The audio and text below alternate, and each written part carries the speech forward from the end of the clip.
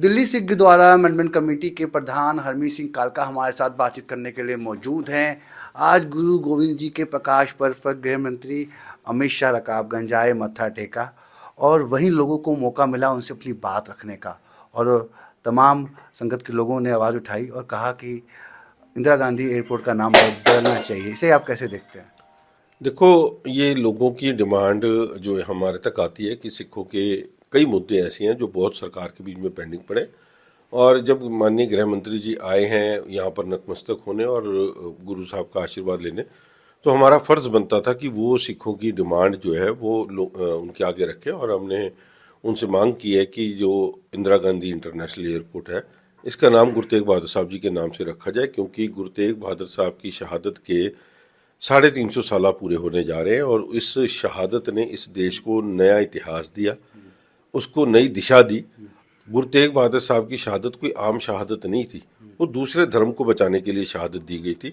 और उनको अगर कोई श्रद्धांजलि दे सकते हैं तो उनके 350 साल के ऊपर ये 2-3 चीज़ें जो हमने डिमांड रखी हैं, जैसे एयरपोर्ट की बात की है, क्योंकि इंदिरा गांधी इंटरनेशनल एयरपोर्ट पे जब कोई सिख पैर रखता है तो उसके दिल में बहुत बड़ी पीड़ा होती है कि वो इंदिरा गांधी जिसने अकाल तख्त साहब को गिरा दिया हो, जिसने दरबार साहब पे गोलियां चलाई हों, और उसके परिवार ने सिखों की नस्ल कुशी करने के लिए इस दिल्ली में नंगा नाच किया हो, मौत का नाच हुआ, और इसके बावजूद भी अगर उसका एयरपोर्ट पर नाम रखा हुआ है तो लोगों में बड़ी पीड़ा थी। तो हमने ये मांग रखी कि उसका नाम बदल के जो है वो गुरु तेग बहादुर साहब जी के नाम से रखा जाए।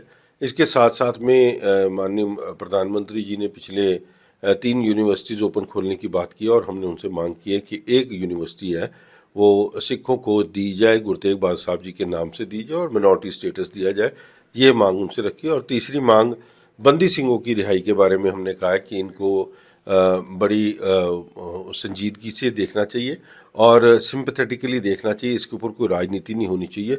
ये सिख कौम की बड़ी मांग है। ये बातें हमने उनके अमित आगे शाह रखी। जी की क्या प्रतिक्रिया रही? देखो, यहाँ पर वो कोई प्रतिक्रिया देने, क्योंकि वो तो संबोधन भी नहीं कर रहे थे, ना उन्होंने कोई प्रतिक्रिया दी है, और ना ही बस उनकी जो बॉडी लैंग्वेज थी जिस हिसाब से वो देख रहे थे, तो ऐसे लगता था कि इसके ऊपर वो सीरियसली सोचेंगे, विचार करेंगे और सरकार इस पे बड़ा फैसला लेगी। नाम बदलने से कांग्रेस के जो वर्कर्स हैं, नेता हैं, वो नाराजगी व्यक्त कर सकते हैं।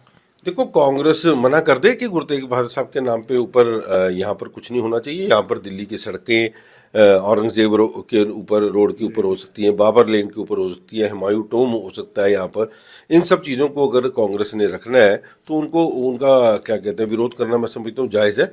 मगर अगर ये समझते हैं कि गुरु तेग बहादुर साहब की शहादत इतनी बड़ी शहादत नहीं थी कि उनको ऐसी मान सत्कार मिलना चाहिए, तो ये कांग्रेस करे विरोध। हम कांग्रेस के विरोध की कारण ही तो पिछले 35 साल से लड़ाई लड़ते आए।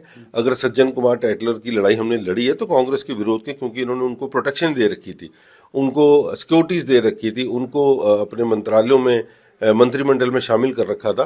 सो कांग्रेस का विरोध अपनी जगह होता रहे, हमें कोई परवाह नहीं है।